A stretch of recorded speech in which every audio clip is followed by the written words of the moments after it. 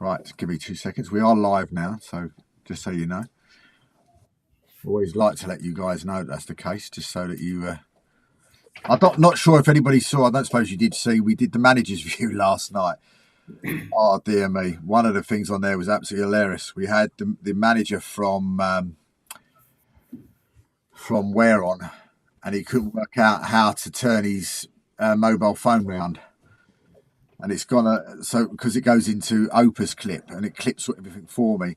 And of course, it's gone a little bit viral. We've got about 2,500 people see the clip now, which is quite funny. But it was just him just couldn't work out how he could turn it round. It was just who's that, Paul? Paul, yeah. Oh, mate, it was. It's probably one of the best. I love doing this show. The other show just becomes almost like comical for half an hour. Yeah, where they're taking the rise out of each other. The Waltham Abbey manager Billy Holland and. And Mark from Welling Garden City, and they just take the rise out of each other if they lose, or some of their excuses and whatever else. And it's just a really funny half an hour to be involved in. So, but here we go. All right, let me just share it out, guys. Sorry, guys, it's only me, so just bear with me, and then we'll get going. How you been, Liam? Anyway, mate. Good.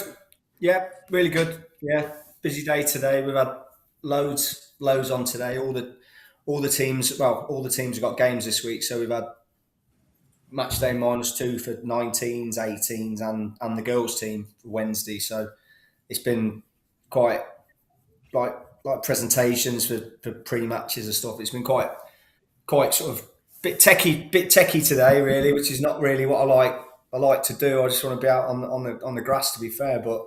Yeah, you have to do it. You can when you coach, you can lead a horse to water, but you can't make it drink, can you? And the sort of more information we give them, we just feel that younger players are all, you know what they're like. They're always looking for an excuse, aren't they? And if we can try and give them as much information as we possibly can, then it sort of eradicates that.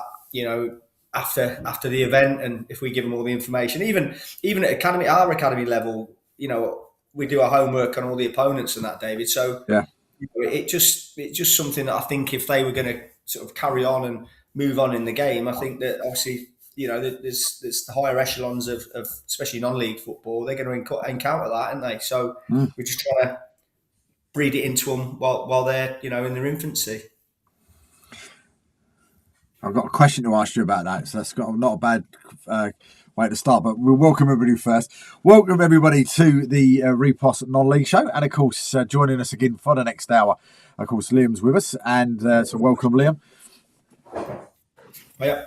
We've got a man that could be looking forward to a very, very big day, so big welcome to Gavin. Cheers, gents.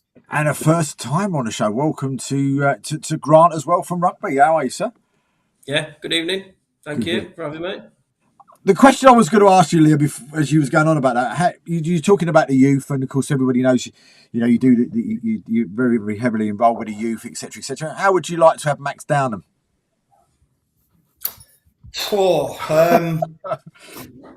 Yeah, I mean, I think firstly, I'm not going to get too carried away with it, because I think that, he's an exceptional talent. But for people to sort of already be sort of putting him in the same realms as Rooney and, and them sort of people when they burst on the scene. And I've had a conversation with somebody today about him, and unbelievable talent. I mean, I've seen clips of him. I've not really avidly sat down and watched him play religiously for Arsenal, because obviously I'm a United fan, but it's sort of, from the clips I've seen, he looks an exceptional talent. But I just think sometimes we always get a little bit carried away, don't we, about, where his career is going to be taking him.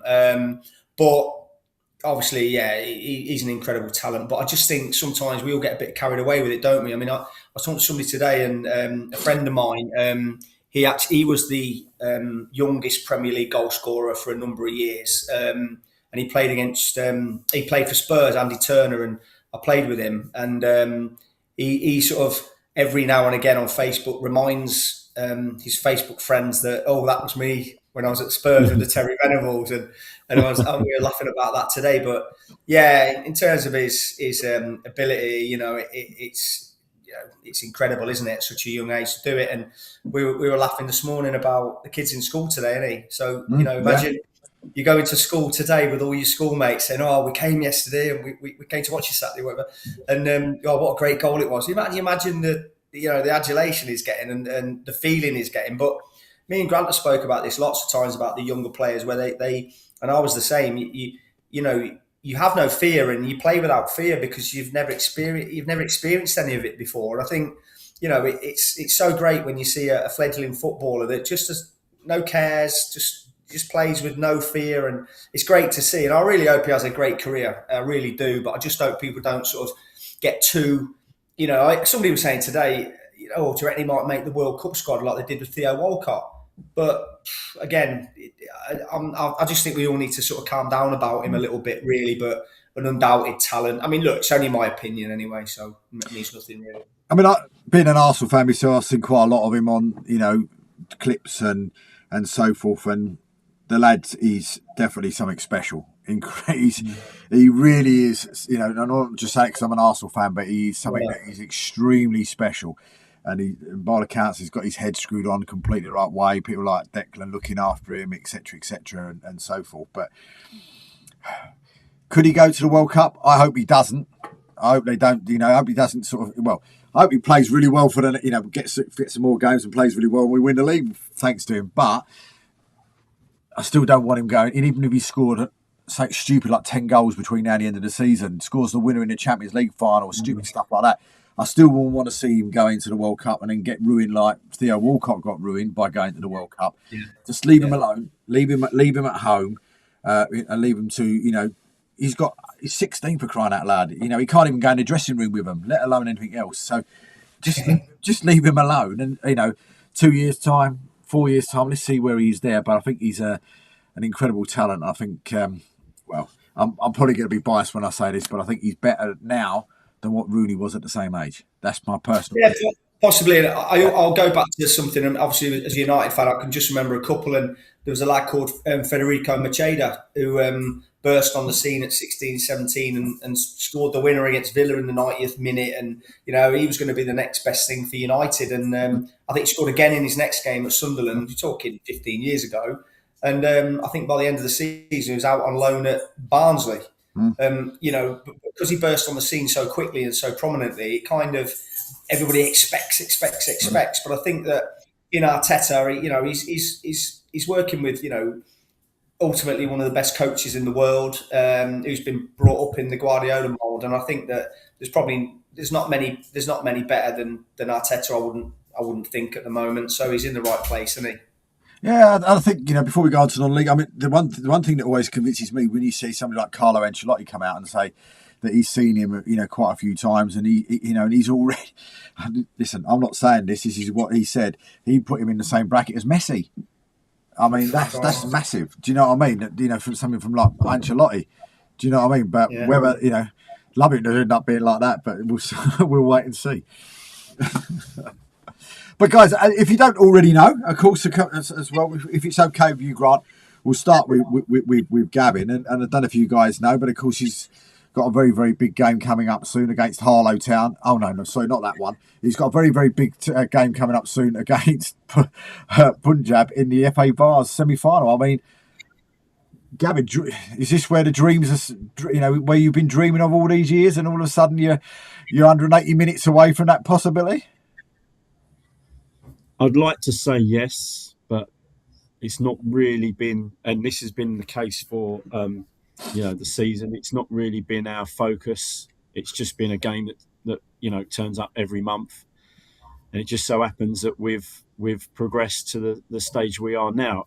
Like my main ambition for this season after losing the playoffs last year was to get promoted. That's the main aim for where the club's at, where I'm at. And I've said this after various different rounds that the focus is a league, but all of a sudden it creeps up on you, and you've knocked out two massive teams, and you're in the semi-final, and you're then getting people asking or telling you they'll be there at Wembley if you get there, and you've got to sort them out tickets, and it's it's unbelievable. I'm a big believer that the Vase is a lot about luck when you meet people at certain times. We've won 4 penalty shootouts, Your keeper's on absolute fire and saves everything, like 2 penalty saves in normal time. And I think that gets into people's heads that the keeper's just got something about him. Yeah, it's a strange one. It's a strange one, but all of a sudden people, like I said, people are saying to you, you could be walking out of Wembley, but I don't really look at it like that. It's one game at a time for me. I'm not the most excited person in the world, so one game at a time. But I mean, league wise though, I mean, you're sitting in there. What is it? 6th place, 29 games played, and and what is it? 12 points behind, 12 odd points behind the leaders. So I mean, you're still in with a chance of automatic promotion out of the step 5 as well. Yeah, I think it'd be tough. We lost to Winslow at the weekend. Pretty tight game, but we have lost to them, and they were sitting in 2nd. So. Yeah, I think if we're realistic, we've got 3 games in hand on a few teams, so we'd have to play them and beat them.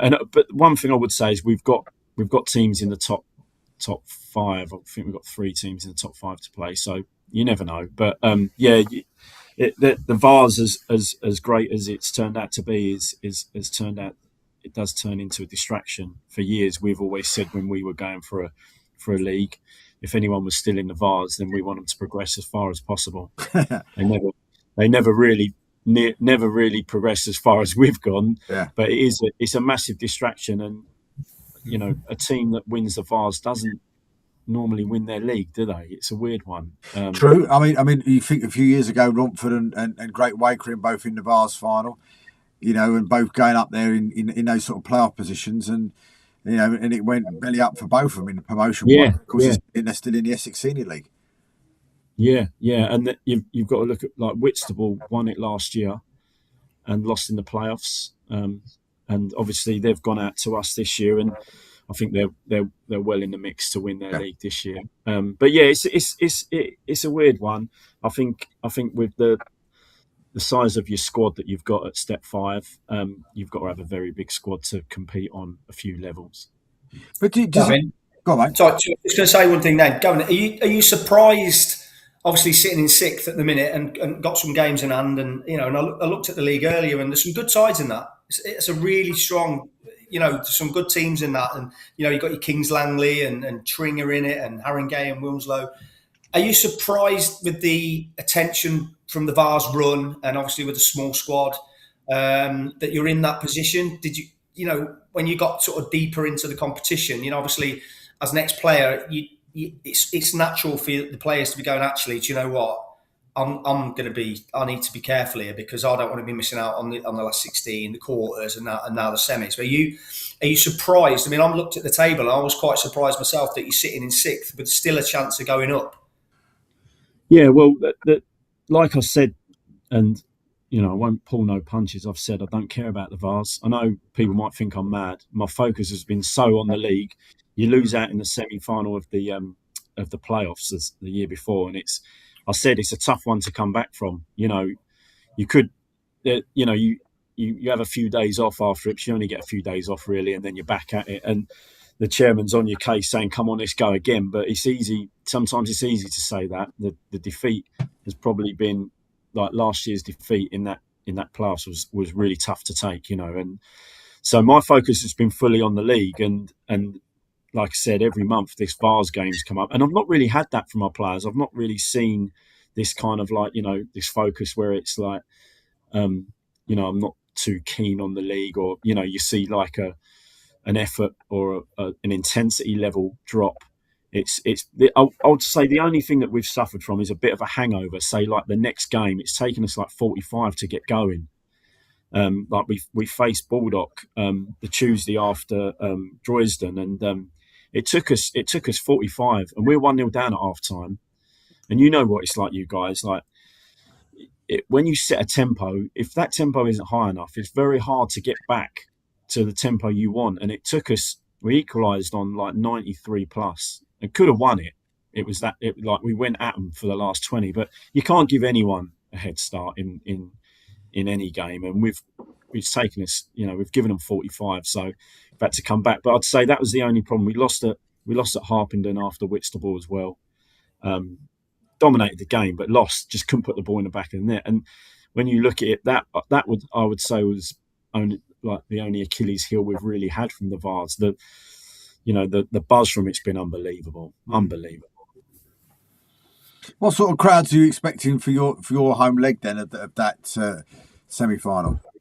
I think we'll probably do capacity of what we are. I think we can hold like 700. It isn't massive, but I think we'll sell it out, not a problem. And the tickets were going very fast when I last spoke to someone, so I think we'll probably sell that out. I know. I was lucky enough to go to Romford's semi against Lincoln when they played Lincoln. And I'll be honest with you, two of the probably the most exciting games. One I actually was keeping, the second leg I was actually keeping an eye on because I was at the O2, so I didn't get a chance to go, and I was keeping an eye on it on Twitter and Facebook and all that. But to lose, they lost their captain at early doors and still managed to get a draw out of it with scoring late on. And they always seem to be exciting games in the semi-final, but also very close. Yeah, I think there's a lot of nerves, and there's one eye on the next game. I would have thought, just probably people being in a position they've never been in before. That's kind of like where we've come from when we've spoke about the Vars before and after games. Might sound like a negative approach, but you might not never get back there again. I think you've got to be a realist and just say, take your opportunity while it's here, because the odds are that you ain't coming back. All of us know we're honest people, and I think I've only before this season, I think I'd only gone 4 rounds in the Vars before, and I've managed some, no disrespect, I've managed some good Step 5 teams, and I don't think I've ever gone more than 4 games, and to be where we are now is unbelievable, especially for a club like Cockfosters. You only have to look and see the size and the support, and the chairman does everything he can, and you've got to take your hat off to him for some of the things he does to get us where we are. But we're minute compared to some of the sides in this league, like you just said, Liam. Like some of the names in there, some big old names in there. Kings Langley was Step 3 not long ago. Haringey Step 3 not long ago. And I would say for Step 5, it's probably one of the strongest leagues in the country. Yeah, it's weird games because I got lucky to go and see Harlow Haringey, and Haringey absolutely destroyed Harlow that night. It was literally men against boys. They could have scored whatever amount of goals they wanted to score. They could have got it on the night. And then a few weeks later they're going to play Winslow, and you're thinking to yourself, God, Struve, this could be any score. Do you know what I mean? It could literally be anything. And then they turn them over. And I suppose it just shows you what, no disrespect to the Harlow at the minute, in a little bit of turmoil as well. So for them to be able to do that just shows you, the levels in your league. Yeah, I've said for a while, like when I first took over Fosters, we had like the last couple of months in the Essex Senior, and this is no disrespect to the Essex Senior. The difference that I found with the bottom teams is like you play a team in the Essex Senior that are struggling, and you get one early, and then it would be like 2, 3, 4. In the Spartan, it just don't work like that. Everyone, like, it's a given that everyone grafts, and you have the odd teams that are getting pumped, but we will only beat someone down the bottom 1-0, 2-0, and you're grafting for everything. So on the day, you can get done by anyone. You really can, and that's the beauty of the league, I think, and that's how strong it is. And like this season, you've only got to look. There's 6 teams that theoretically, like you said, us included, that can win that league, and that shows how strong it is.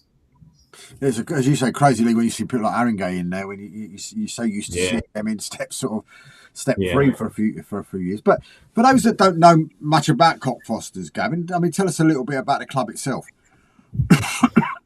Well, it's a small club just on just over the road from the station, really, and I'd love to say that there's this, that, and the other going on, but we are literally a small club off of a small road, and that leads out to the M25. Most people know us for the train station.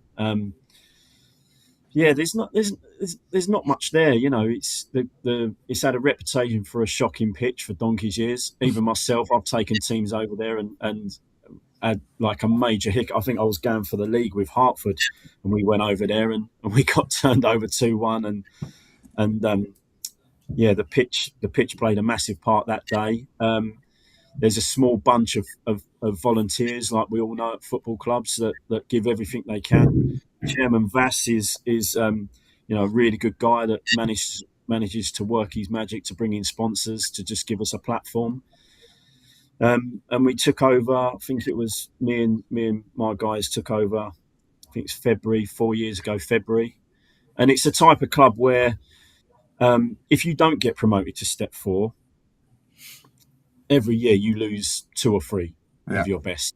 They're right for the picking, especially when you lose in you've challenged all year and then you lose at the death.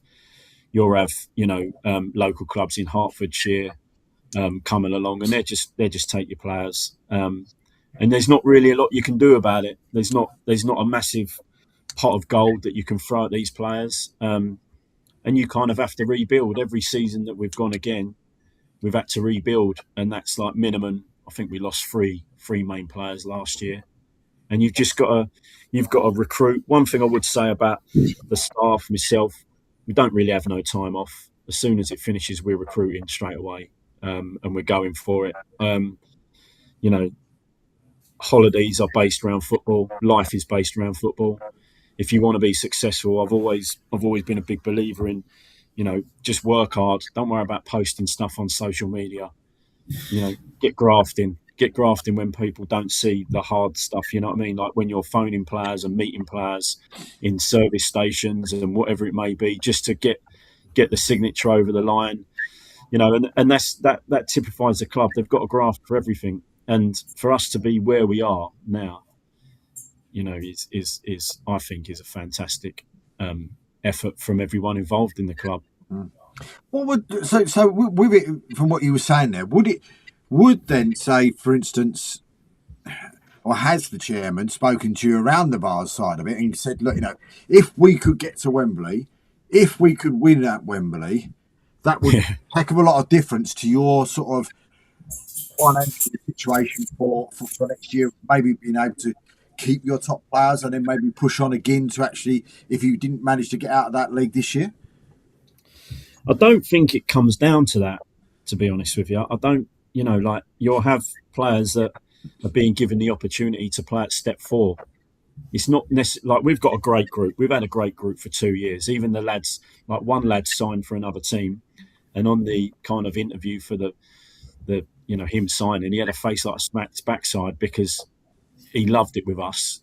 But he'd been given numerous offers to play Step 4. He turned them down to try and push with us, and then we lost at the death. So he's got to test himself. He's a young man, and we never stand in anyone's way. So I don't think it's about money.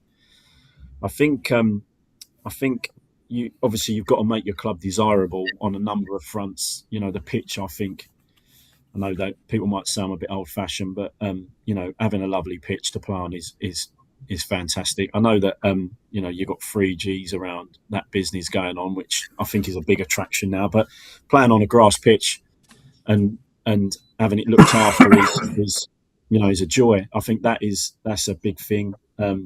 Making the whole place like very welcoming, I think is big.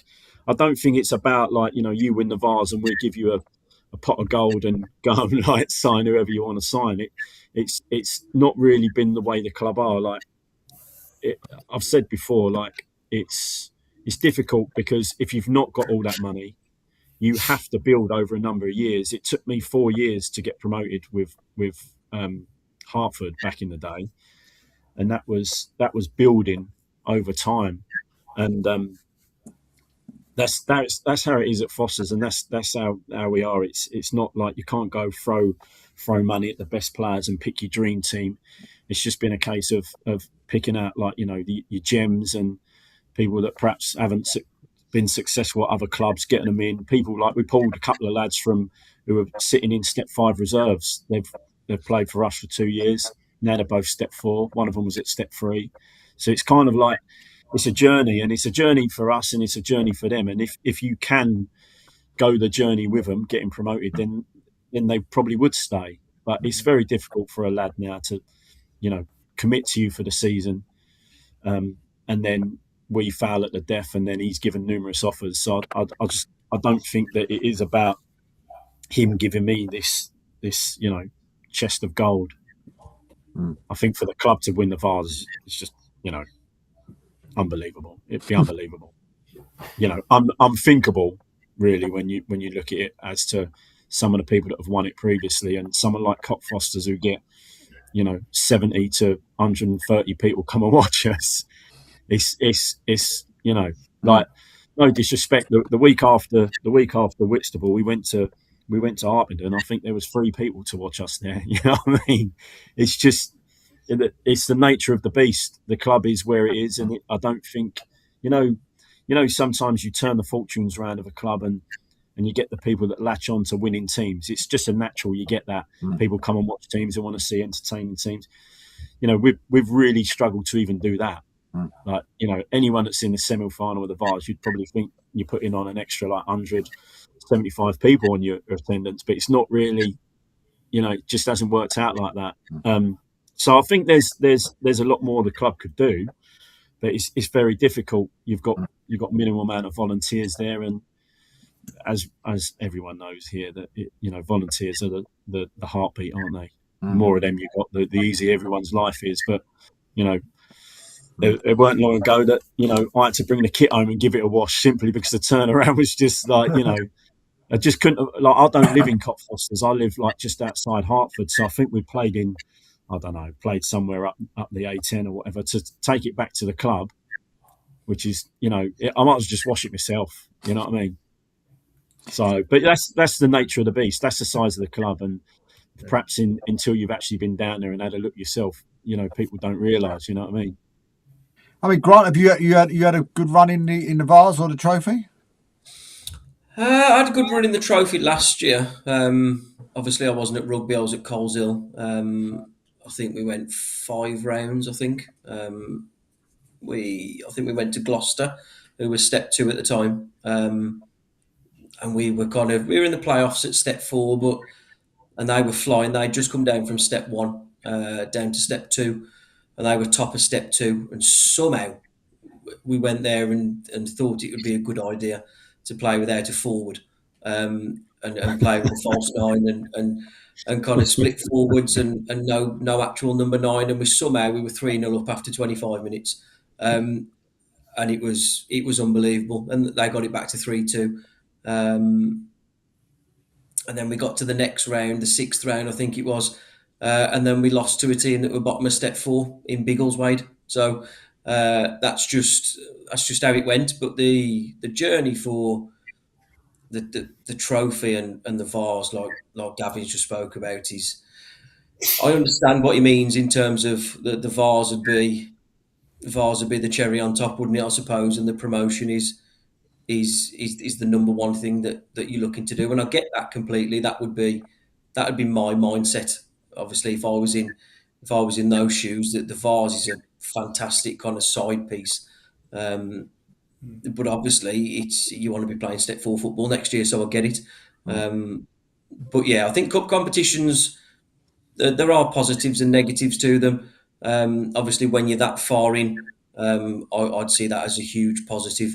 It keeps everybody on the toes, doesn't it? A lot of competition for places, and there's that extra little bit of edge in training and the games, and so yeah, it's they're fantastic competitions to be in.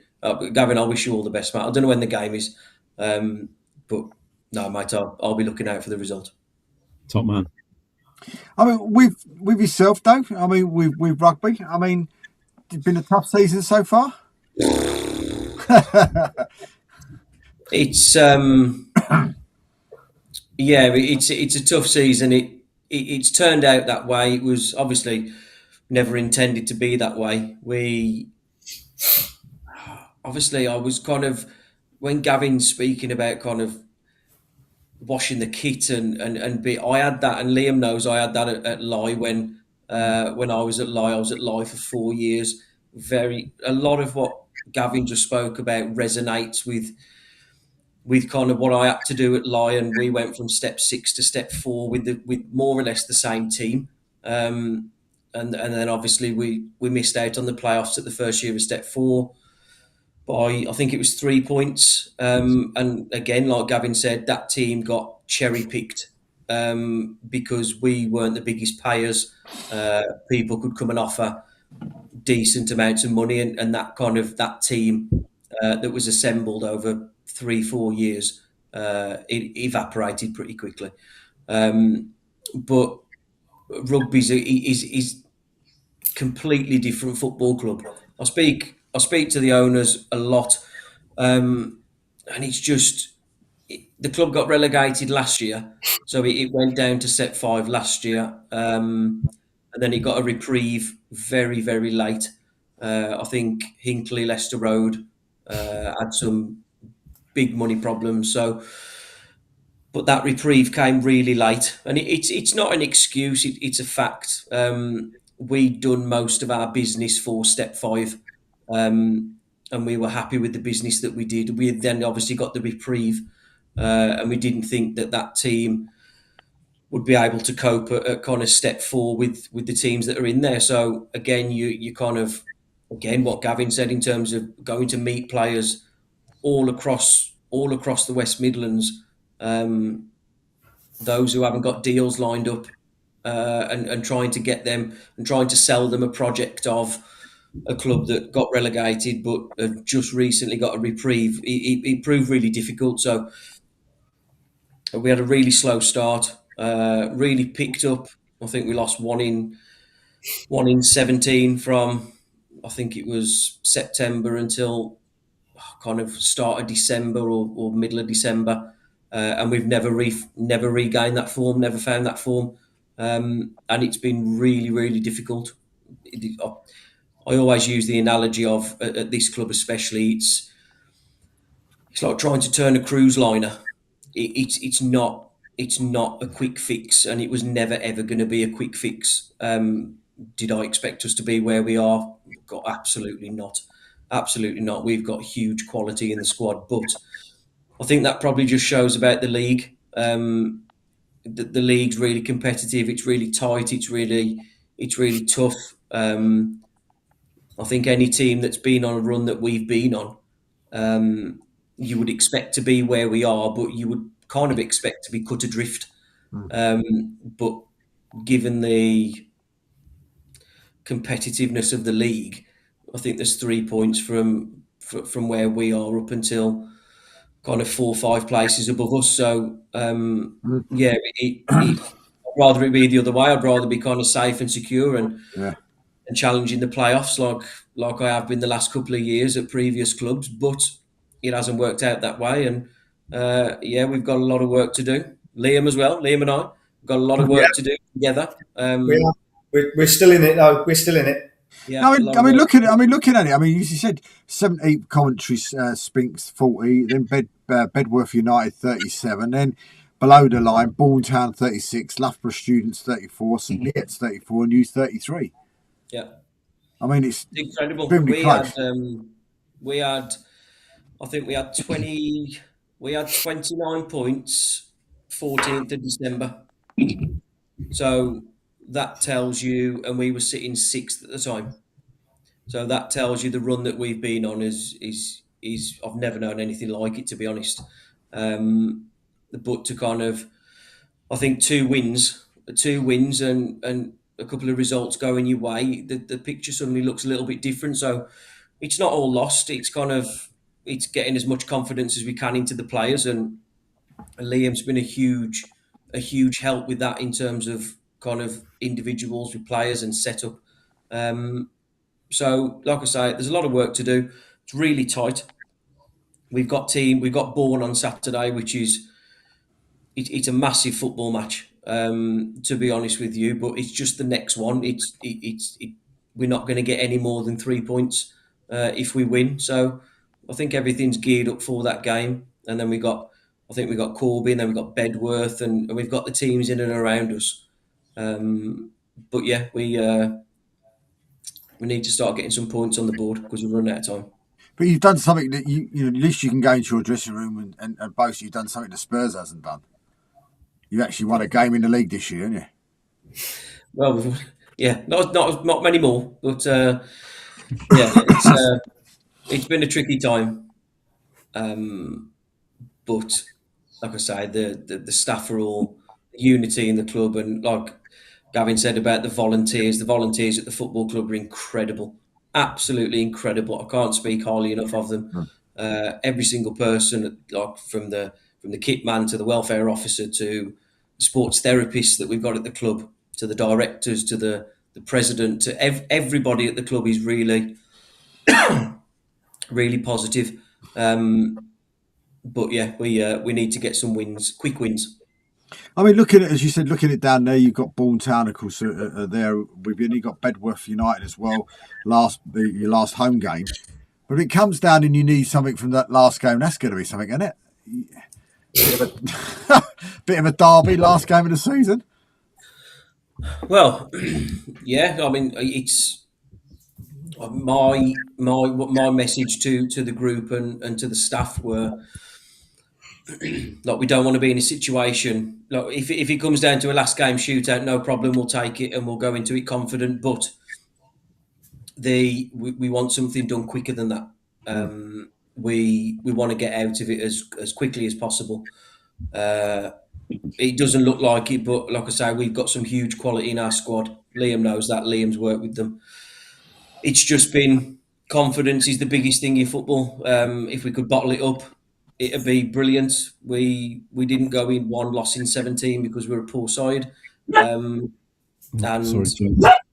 That's we right. haven't gone on this run because we're a bad side or a good side. It's worked out that way that it's been a real struggle with some key injuries to some players, and like Gavin said, we've had a few leave. We've had a few go to step 3, which is great for them, great for their development. But obviously, at the same time, we need to replace those players, and it's not easy to do. Sometimes you get the wrong characters, you get the right characters. The young lads now, they're quite difficult, aren't they? They're difficult to manage. They want to play straight away. Like there's no easing them in or bedding them in and have a look at this how we play for 3-4 games or 5 games. It's literally I want to play now, and if I don't play, I'm moving on. So all those type of things that every manager has to contend with. Obviously, Liam sees it with the academy, and I'm sure Gavin sees it as well. It's quite a tough generation to manage. I have a question for you. How do you end up with your local rivals last game of the season and not on one of the bank holidays? Really weird. It's all because we had this reprieve. So we already had our fixtures for step 5. Right. And when this reprieve came, Hinckley Leicester Road, we had their fixtures. Right. So it came really late in the day. I think we probably had about 4 weeks to plan to stay at step 4 when we'd done everything. I'm not from the area. Obviously, Liam lives in Rugby. I don't. I'm about 60 miles away. But we did everything we possibly could to plan for the league that we were going into. And I was happy to drop a level because of the size of the club, and I've made that I'm quite open about that and quite clear. It's again, like Gavin said, a lot of it resonates. Like I don't want to repeat myself, but at Lye, I think we had kind of between 60 and 80 supporters, and at Coleshill at step 4, that was the same. The derby game we had against Rugby Borough, there was 1,300 there. So, and we had 600 on Saturday, and we had 650 the week before. So, it's a really well supported club, and we're letting them down at the minute, absolutely. But it's not for no lack of trying or no lack of fighting. But yeah, those games, don't really want to go into that last game of the season at Rugby Borough. Worst comes to the worst, but again, we've made our bed and we'll have to lie in it, or we'll have to come out fighting and get some points on the board really quickly. Do you know what your average home crowd is this year? It started quite low. I think it started 300 at the start of the season. We then went on a little run. I'm not sure. I don't know if it'd be about 400, maybe 390. Tell you what, top man they got there, Liam. I'll tell you, that was very close. Stick with your last answer because that was pretty close. 388. Yeah, yeah, and they're fantastic. The supporters, look, they're frustrated. Everybody's frustrated, but you got to think where the club was. I think when it was VS Rugby, I know Liam played for Rugby when years ago. It's a huge football club. It shouldn't be at the level, but ultimately things happen and circumstances. It kind of out of your control, and sometimes you get no pull and no sway on it. But the idea is not to be where we are. The idea was to come in and kind of and look upwards to get the club back to where everybody feels it should be, like the facilities, the pitch, the ground. I'm not sure there's many better grounds up to step two, top of step two, than our ground and our facilities with the academy and the training ground, like behind the goal, and it's a fantastic football club. But we, like I'll reiterate again, we don't want it to go where it kind of shouldn't be, really. So everybody needs to kind of pull the finger out. Well, I'm actually thinking, Liam, to write to the FA because I want a rule change from now to the end of the season. All right, only in one league, okay, and that league is the Enterprise National League North. Right? And what I want the rule to be is that they play 90 minutes and 90 minutes only. Would you agree, Craig? Absolutely, yeah. Yeah, I think we'd be secure in the playoffs if that was the case, to be honest. Yeah. So if anybody doesn't know, Craig's joined us, of course, from Merthyr Town. And over the last few weeks, the winning goal that's gone against them has been 90 plus almost every time. And it's extremely frustrating. I was actually going to wear my Merthyr shirt today, but because I've got a green screen behind me, I was just had a head on the screen, so I couldn't wear it. But yeah, very, very frustrating from someone that's living in Essex and watching what's going on in Wales. But I mean, tell us about the game, Craig, because I mean, it must have been again another 2-0 start, and you end up losing it in the 91st minute. Yeah, very frustrating game. To be honest, it went into really down to bare bones Saturday. So we had 2 senior subs, and then a sub goalkeeper who's on loan, and 2 of our academy boys on the bench. Because we're just decimated with injuries at the moment as things stand. So, yeah, we went 1-0 up early on, but I think it was, 8 to 12 minutes within that window, I think we went 1-0 up. But in scoring the goal, Kiban picked up a bit of a dead leg and so had to come off almost straight away. So, by the time we got to the 20th minute, where we got 1 fit sub left on the bench, senior sub left on the bench, and we got boys on there who we know we're not going to make it through 90 minutes. We got 1 lad who's on loan from Cardiff, Will Spears, very good player, but he's only just returning from a nasty injury, so Cardiff got him on a return to play protocol. So he was due to play 45 minutes. So we knew he was going to have to come off.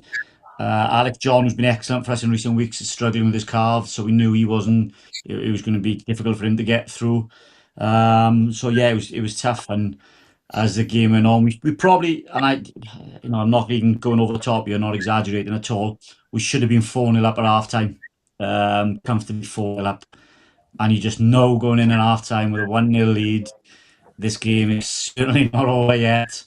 And then we scored early in the second half, but again, we've done it Tuesday, we've done it numerous times where 2-0 is a very, very uneasy lead for us at the moment. And as soon as they scored the first goal, you just knew this was going to be a long afternoon. And we, to be honest, credit to them, they changed and came at us, and we just didn't perform second half. And then boys tiring, having to make the subs, boys on that would have come off under normal circumstances, having to go through. And it was just kind of inevitable in the end that they would score. I think he put the board up to say 5 minutes added on. And as the board goes up, Paul turned to me and said, how long is left? I said, that's it. He's just put up 5 minutes. And they scored straight away to make it 3-2. And yeah, we weren't coming back from there then. And as Grant was talking about earlier, that confidence in football is such a thing. And we looked second half, like I said, we didn't have a great deal of confidence, and kind of psychologically we've lost that 2-0 lead a couple of times, and players start going backwards instead of going forwards, and start getting a little bit nervy, crowd get nervy, and all of a sudden you're stuck in a hole, and there's no way out of it. So yeah, very, very frustrating Saturday. So three of the last games: 91st, 97, 91st. Yeah, thanks for reminding me, Dave. Sorry, I mate. appreciate that, mate. I got just to cheer you up. Just to cheer you up. Yeah, are you back on the bench? I haven't been off the bench. It hasn't come through yet. So Oh, it hasn't come been through yet? suspended as of yet. No. I mean suspended as of So yet. what you're saying is are you keeping your fingers crossed it don't come through between now and Saturday? Yeah, I'm keeping it quiet. So again, thanks for that, Dave. Yeah. So I've got a question about that. Though. I mean, once we finish this chat tonight, are you actually setting off already? No, it's I think we leave 2 o'clock Friday, mate. I think it's 2 o'clock Friday. We're leaving for South Shields. Finally, right then, Craig. What's that? You've got an overnighter at last. Well, funny thing is, so we travel up on the Friday, we stay the Friday night, play the Saturday, and come home. But we've got a lot of supporters who are flying up. They're going to Bristol and flying up and staying. Some are staying till Monday. So a couple of the bar staff and a secretary and a couple of players have decided they're doing the same. So we were talking last week, and one of them said to me, I got room in your hotel if you want to stay, just sort out your flights. So I've gone and looked at a flight, and I've got a £30 flight home Monday. So we're staying up there. It's Newcastle Sunderland on Sunday. So we're staying in Newcastle. So I've got South Shields. South Shields. Yeah, right? South Shields. South Shields, Yeah. So it's going to be a lively weekend. I just somehow managed to get it without telling Mrs. about it. And then we had a conversation earlier in the week where she said, "You're going to be late home Saturday, if you're all the way up there." And I was like, "Yeah, I'm going to be really late." So it's going to be Monday by the time I get home, to be honest. So yeah, So it should be a good weekend, but if we don't get much of a result or performance Saturday, it could be a long weekend as well. But I mean, looking at this, I mean, there's two other managers on here and an assistant manager on here as well. I mean, this is the fixtures that Merthyr have got left. I mean, this is something else. I'll be very surprised if you guys wouldn't want these fixtures. So this weekend, away to South Shields, then at home to Oxford City, away to Hereford in the derby. Then at home to Macclesfield, away to Marine, away to Scarborough, and they finish off with the side alongside South Shields that are fighting out for the league in AFC Flying. That's some fixtures. Yeah, tough, very tough. I mean, you can see Paul's interviews. You can see that he's sort of like he's getting a bit frustrated with stuff and whatever. I mean, is it a case now of looking at the table and all of a sudden are you sort of starting to? Although you're still sitting there in third place, is it a case now where it's? I suppose was it Alex Ferguson used to say, it comes to itchy bum time. Is that where it is now? Yeah, look, we just need to get over the line and get into those playoffs now. It's going to be difficult, but all those other sides have got to win all their games and whatever, and they're all playing each other. I believe Hereford have got a big say in it. I think Macclesfield have got a run of away games.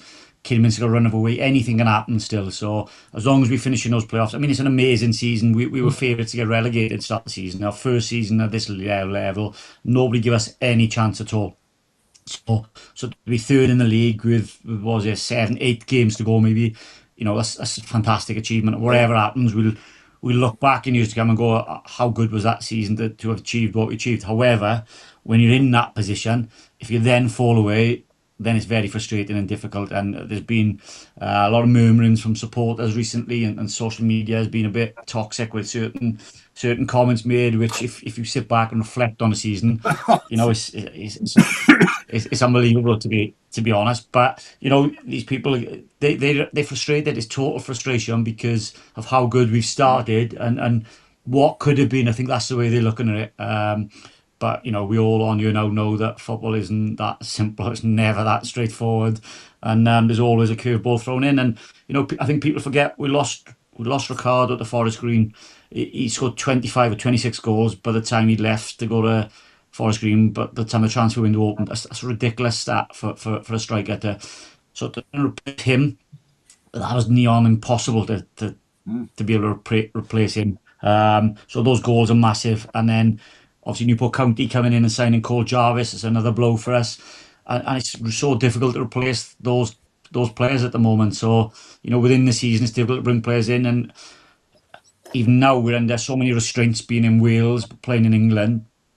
People again don't realise how difficult we can't sign players in it. We can't take players on loan from English clubs at the moment. We can only take them from the professional clubs in Wales. So it's not as straightforward as us just going out to sign someone to bring in, whether that's a youngster, whether that's a contract. But we can't do that. We're under a different set of rules. So it's really, really difficult, and that was always going to be an issue.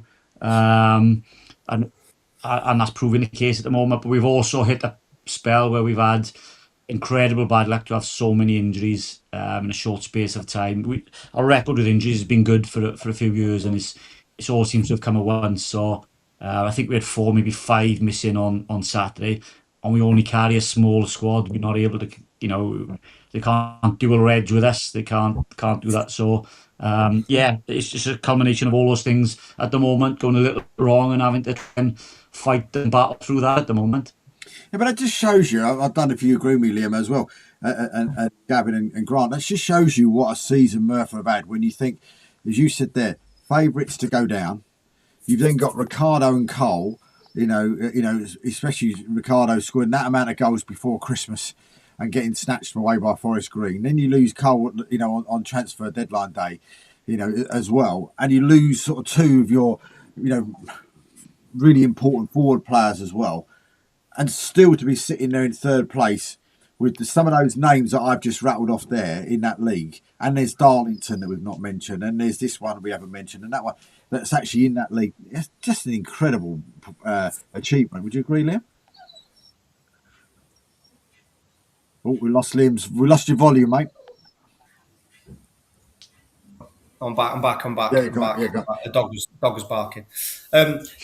Incredible feat, really. And I watched the Kidderminster game, Craig, on the I think we spoke on Monday night, and it was at 0-0. That's right. 0-0. Yeah. I looked at the 2 sides, and obviously Kiddy are full time still, and and Merthyr are a part time team, but I think the one thing that stood out to me with your team's performance was just the organisation out of possession and coming under a bit of pressure. They had a lot of moments, Kidderminster, but I was really impressed with your out of possession shape. I thought it was really, really good, and I think something that we all know here, that when you're trying to coach your team into be really compact and structured out of possession, patience is something that a lot of players don't have.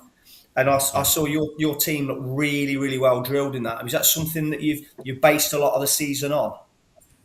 Yeah, the manager is really, really good tactically, and people know their roles within our system. But to be honest with you, there's been a couple of games where, so the Kidderminster game, the South, the bigger games, it's almost like our boys, and we referenced to it on Saturday after the game, to be honest. Our boys are like so determined, and we're going to show everybody what we're about, and they're so resolute, and we're so good defensively. And then it's been disappointing in some of the other games. It's almost a bit like it's just another league game now. And we're trying to get across to them that this time last year, to play any of these teams, it'd be an FA Cup match or FA Trophy, and they wouldn't be sleeping the night before. That excitement of playing against these big clubs, these full-time sides, and let's go out and show. And you kind of lose that as the season goes on. But in the big games, our boys have turned up and have been so good in those moments and hard to break down. And of those sides, we've got to play them but we're down with Kidderminster. We lost 1-0 at home. It was a very similar game. Macclesfield away, we beat 3-1. And South Shields at home, we managed to win that one 3-1 as well. So the big games we have performed in when we've had that squad of players available and that shape out of possession, we've been hard to break down. And Resolute, like you said, they've had their chances and we've managed to get away with it. But we haven't gifted anybody anything. However, recently we've gifted a few goals away, which we're really, really disappointed with. And that's the Because most frustrating thing, isn't it? yes, and you know, like you say, we've proved that we can do it, which is the most frustrating thing as a coach manager. When you go in, it's just that. For you three, like Gavin, Grant, and yourself, you know, and looking at it from the outside, you think, well, when you're gifting teams goals, it's like you at least would rather be opened up and just for the whole game be opened up and great play and etc. But it's when the goals are so easily remedied, the way you concede in goals or individual errors which nobody can sort of count for. I mean, we're having a bit at rugby at the minute, and it seems to be every mistake that we make individually, we're getting punished, and it's one of them. And then you sort of and we're talking on Saturday to Grant about when's something gonna go for us, and the opponent will make a mistake and we'll be in, and it's just not ran for it like that. But it's so frustrating, isn't it, when you know, like I say, you work all week or you'll get your shape right, and then there's some things that you just can't, you just can't help. But like I say, when I watched that Kidderminster game, I was really impressed. And the other thing, your fans, they're great. Incredible. They're unbelievable. Honestly, like I say, we're going to wait to South Shields Saturday, and I don't actually know how many have booked flights or booked hotels or coming up. It's absolutely ridiculous for a club first year at this level to be taken. So when we're going to spend more, you know, that's up there as well. And the amount of fans, I was amazed that day when we came out, how many Merthyr fans were there. It's unbelievable. These supporters do it, and I know that on Saturday we'll have a hell of a following again Saturday. And the Kidderminster game midweek, Telford midweek, they're unbelievable. They're so loud. Even on a Tuesday we go different. On a Saturday they all like a pint on a Saturday and they're a bit more vocal. But even on the Tuesdays we turn up to these places, and there's times we go they're louder than the home fans, which is just incredible. So they've been fantastic, to be fair. And of course you're going for the double. Or South Shields. Yeah. We were in a better position last time when we played them with the squad what we had available. Honestly, we're like walking wounded, so we're in for training tomorrow, and as things stand, generally don't know how many are going to be able to train tomorrow. I've warned Kev, the physio, that he's going to be the busiest man at the club tomorrow night, trying to get people set and ready to go in. So he's got a busy night ahead of him tomorrow, and we'll assess things and look. I know we've got one back from suspension. John Garrick is back, so that'll be a big boost for us, to be fair. And if Paul can do something, we might have another loan possibly come in time for the weekend, which would be massive. But we like I said, we're looking at Saturday from players who limped away or were injured Saturday, possibly down to 13 first team players at the moment, fit and available. And some of them, I say that, the entire back four by the end of that game all could have done with coming off because they were all carrying injuries. And I know, I say to them, you're never 100% fit as a footballer this of the season. You've always got a niggle and you've got a knock and you have to play through it. But we had boys on this Saturday who were struggling really, really bad and are fighting through. So, we were certainly in a better position when we played South Shields at home. But, backs to the wall, nothing to lose Saturday. Let's go and show people what we're about, hopefully. Craig, have you got Corley Cox with you? Corley's there, great lad, Corley. Corley's with us. We tried to, my first season at Step 4, we tried to take him from, I think he was at somewhere in, was it Hereford or West. No, was it Westfields then? Somewhere like that. No. I think the travelling was just a bit far for him, but he's always been one that kind of he stood out to me when I watched him. His attitude, his work rate, willingness to get better and improve. He's first class. He's got a lot of improvement in him at this step. He's so young and keen, and like he's a joy to work with. Coley, to be fair to the boy, he really is a good lad to be around. And he's always asking questions. He'll stay and do extras and do a bit of finishing and what have you. He's a really is a great lad. I got a lot of time for Coley. Yeah, he is. He is. So you're not going to go. You said about, I suppose, one of the last questions, just out of curiosity. You saying you can't get players for the English leagues at the moment, but could you go to like Wrexham and places like that to get players? Yeah, we can do it off the Welsh clubs, Welsh professional clubs, and get loans off of certain. Yeah, but it's just honestly, people don't realise the restrictions we're under in Wales with the rules. It's totally different. We're not. It's insane, to be honest with you. No, I think it was when I don't know if Wrexham were in our league at the time or the league above get out. I think they actually appealed to the court of arbitration to change the rule for the rest of that season to allow them to be on the same playing field as everybody else and be able to bring players in, and they changed it for them for that season. Now, they got millionaires who can afford to go to the court of arbitration and do that. We're certainly not in that position. If we had that money, we'd just bring in other players anyway. So, yeah, that we're not able to do that, but we are under huge restrictions and people don't realise that. I know supporters are asking Saturday on social media, and our secretary put a big paragraph on one of the pages trying to explain it to people, because people don't realise how difficult it is for us to bring players in right now, which is not helping our cause at the moment. We really could do with signing a few, to be honest. So you're not going to go to Wrexham and ask you can borrow Jay Rodriguez then, no? No, we're not. I have dropped Aaron Ramsey a message. He's not playing at the moment, but he didn't open the message to go back to me. I don't expect him to be replying to that either. But yeah, no, it's a struggle, but yeah, it's very little. It's not. We just got to get on with it. It is what it is. We know the rules and what we can and can't do, and we just have to keep fighting and just get on with it. So watch this space then when you see on Saturday that Aaron Ramsey scores the winner for Merthyr Town. Yeah, well, I'm not going back a while. It was a big thing on social media about, I think Gareth Bale had said that him and the Welsh players at the time were talking about buying a football club, and they'd look at Merthyr because he was vice chairman at the time, is involved with the Welsh setup. He books at hotels. You'll always see him in the photo celebrating, great bloke. And because of that, you'd all tell him about Merthyr. And so they were having a chat about it, and that came out in the press. And then it was right, there's Gareth Bale and Aaron Ramsey and Joe Allen, and these people are going to take over Merthyr. So none of those players are playing at the moment, so they could all lace up a pair of boots and help us out if they wanted to, without actually buying a club and spending a penny. So that would be nice. Yeah, I can't see it happening. I won't hold my breath. Well, you're the only Welsh club now that ain't been bought by a Hollywood superstar now, isn't it?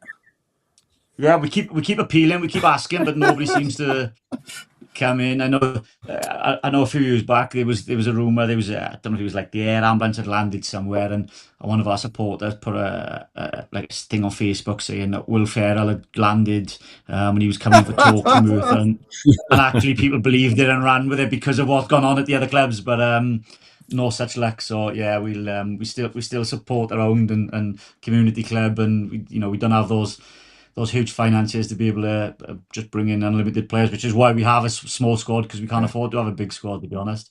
Yeah.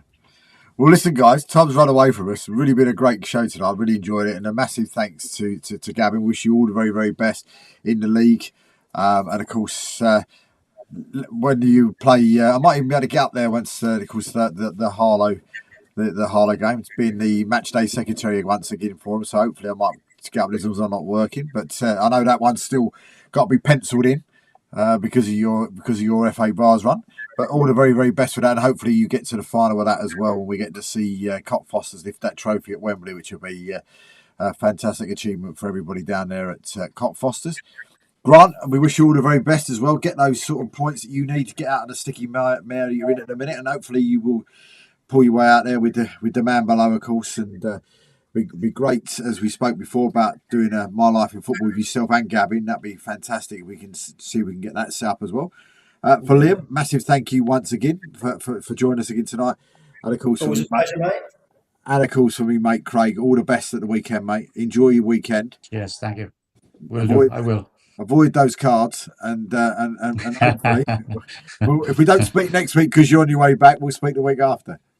Will do, mate. Will do. All right, mate. And for everybody else that's watching, a massive thank you for watching, and good night.